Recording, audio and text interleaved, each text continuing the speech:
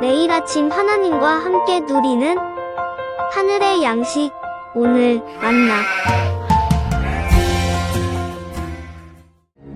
사울이 블레셋 사람을 쫓다가 돌아오매 어떤 사람이 그에게 말하여 이르되, 보소서, 다윗이 엔게디 광야에 있더이다. 사울이 온 이스라엘에서 택한 사람 3,000명을 거느리고 다윗과 그의 사람들을 찾으러 들염소 바위로 갈새 길가 양의 우리에 이른즉 굴이 있는지라. 사울이 뒤를 보러 들어가니라.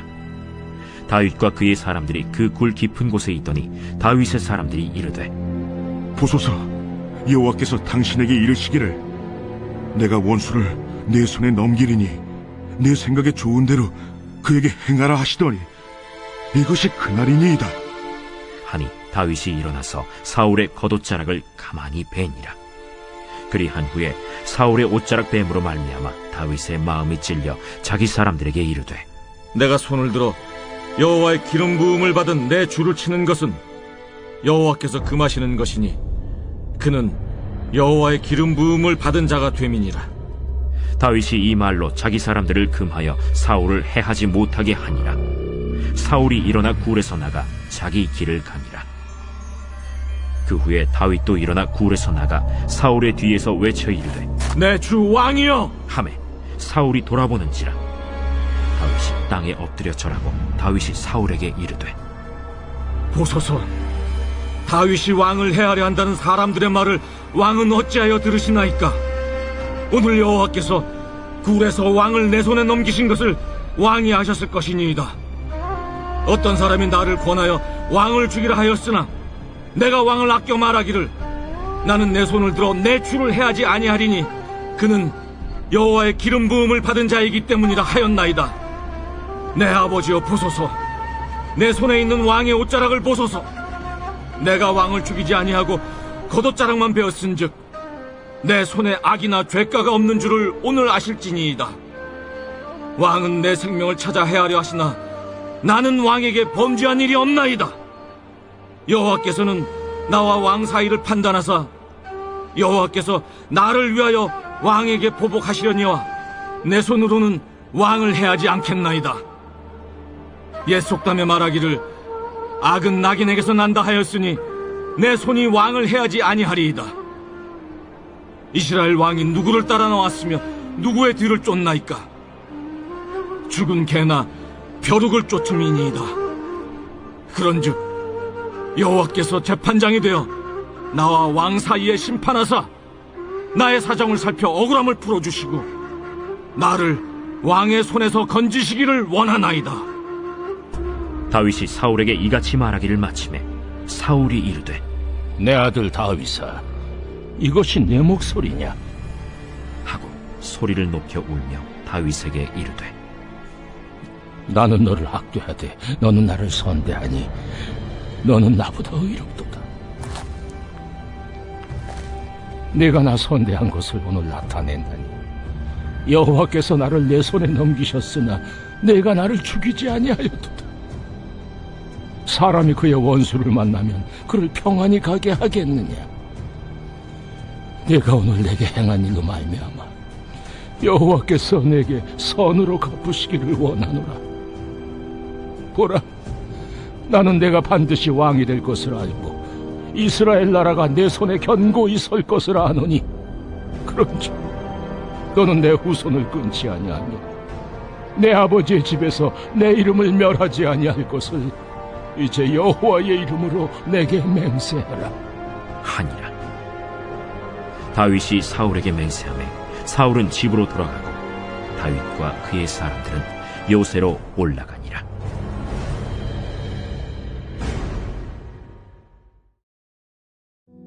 오늘 본문 사무엘상 24장은 다윗이 자신의 목숨을 노리고 쫓아오는 사울을 살려주는 장면입니다. 우리가 잘 알다시피 다윗은 2번이나 사울을 살려주지요. 오늘 본문인 사무엘상 24장에서 한 번, 그리고 26장에서 또 한 번입니다. 우리가 사무엘상을 읽어가노라면 다윗은 계속해서 도망자로 쫓기고 그때마다 하나님은 다윗에게 피할 길을 주셨습니다. 오늘 본문에서 사울은 정예의 부대 3,000명을 데리고 다윗을 추적해 옵니다.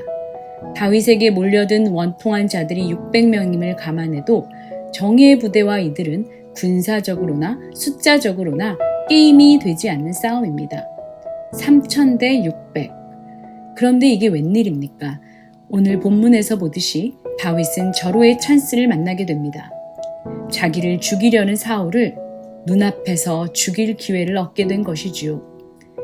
다윗은 사울의 눈을 피해 지금 엔게디 황무지의 한 동굴에 들어가 있습니다. 당시 동굴은 화장실로 사용되었기에 사울은 용변을 보러 그 동굴 안으로 들어간 것입니다. 화장실을 간 것이기에 누구와 동행한 것이 아닙니다. 3,000대 600이란 상황에서 1대 600으로 상황이 반전된 것입니다. 용변을 보러 갔기 때문에 사울은 지금 어떤 반격도 가할 준비가 되어 있지 않습니다. 누가 봐도 절호의 찬스입니다. 누가 봐도 하나님이 허락하신 상황 같습니다.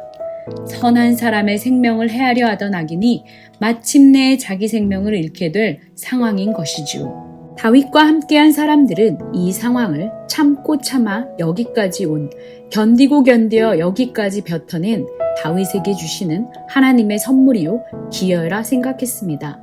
그러나 다윗의 시각은 다릅니다. 환경과 상황이나 사람들의 말이나 상식선에서 그는 행동하지 않습니다. 우리가 살펴본 바처럼 다윗은 상식이나 논리나 사람들의 말이나 설득 혹은 상황과 환경에 따라 움직이는 사람이 아니었습니다. 그를 움직이는 것은 하나님의 뜻이었죠. 4절에서 다윗이 드디어 칼을 빼듭니다. 사람들은 숨죽여 기대했을 것입니다. 우리의 도망자 신세가 드디어 끝이 났구나. 다윗이 칼을 빼들자 모든 사람들은 기대했지만 다윗은 사람들의 기대에 부응하지 않습니다. 다윗은 사람들의 인기에 영합한 인물도 아니었고 사람들의 인정에 목말라 있던 사람이 아니었습니다. 그는 하나님만이 신뢰할 대상이고 나를 인도하시는 분이 하나님이시기에 오직 하나님의 뜻을 살피고 하나님의 시간을 헤아리며 자신의 행동을 삼갑니다. 어떻게 이것이 가능했을까요?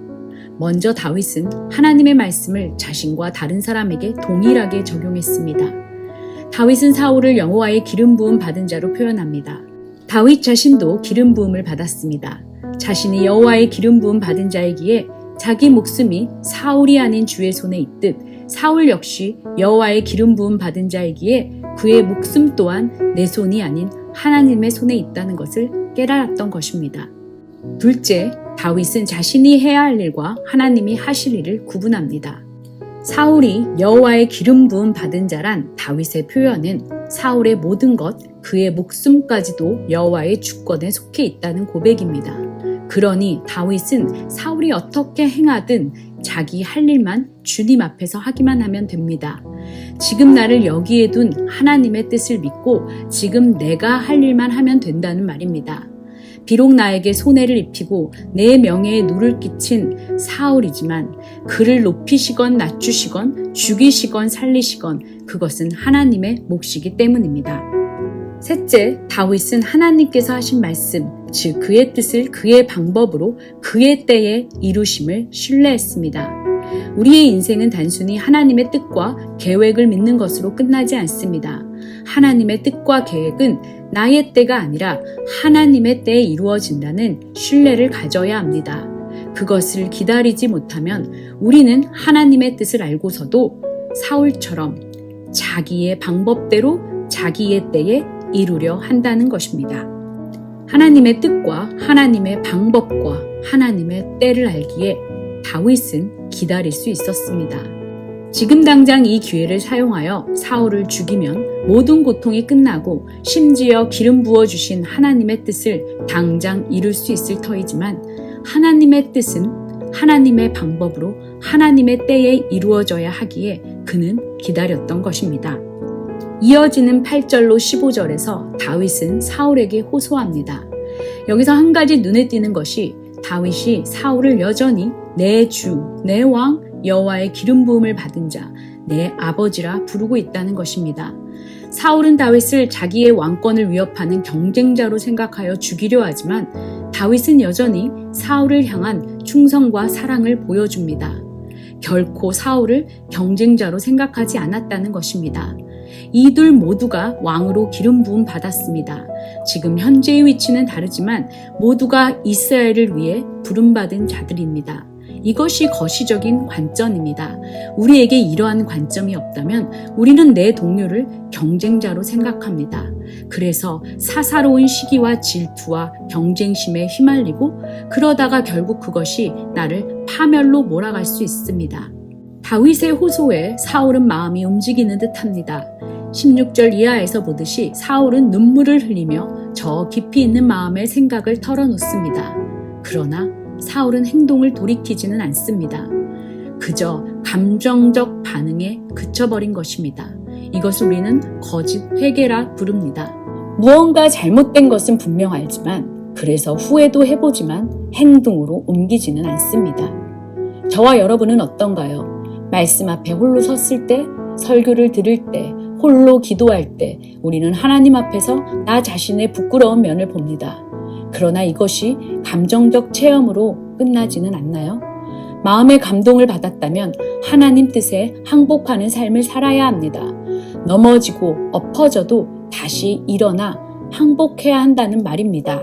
삶으로 연결되지 않으면, 순종에 이르지 않는다면 감정의 기복에 불과할 뿐입니다. 사울의 이러한 모습을 보며 우리는 요나단을 생각합니다.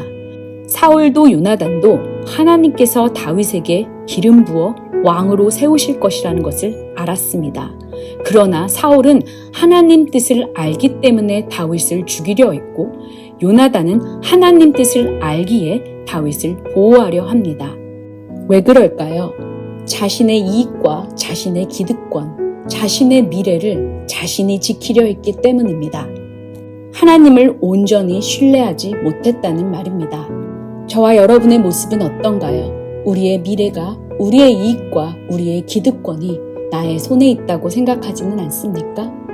하나님께서 이제 그만, 여기까지만 해라. 이제 그만하고 나를 좀 신뢰해보지 않으렴?